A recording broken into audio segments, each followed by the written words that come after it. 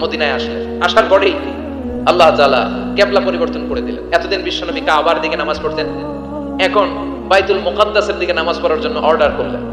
বিশ্বনবী কি আর করবেন, অর্ডারটা কার? নামাজ শুরু করলেন। ইহুদিরাও যেদিকে নামাজ পড়ে বিশ্বনবী ওইদিকেই নামাজ পড়ে। বাইতুল মুকাদ্দাস 1 মাস 2 মাস 3 মাস যেতে যেতে 16 মাস কিংবা 17 মাস, কিন্তু বিশ্বনবীর এটা ভালো লাগে না।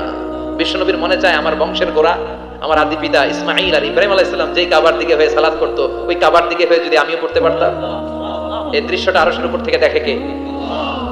আল্লাহ বলেন, নবী আমি দেখি প্রতিদিন নামাজের পরে আপনি মাথাটারে আকাশের দিকে উপরের দিকে করেন, আর মনে মনে ভাবেন এই বুঝি আল্লাহ জিব্রাইলের মারফত আমারে জানিয়ে দিবে কাবার দিকে হয়ে যেন নামাজ পড়ি।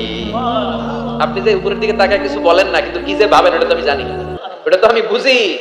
নুওয়াল্লিয়ান্নাকা কিবলাতান তারদাহা, অচিরেই আপনার মন যেদিকে চায় ওইদিকে আমি কিবলা করে দেব। বাইতুল মুকাদ্দাস থেকে মসজিদুল হারামের দিকে ঘুরিয়ে কিবলামুখী হয়ে নামাজ পড়া শুরু করে দেন।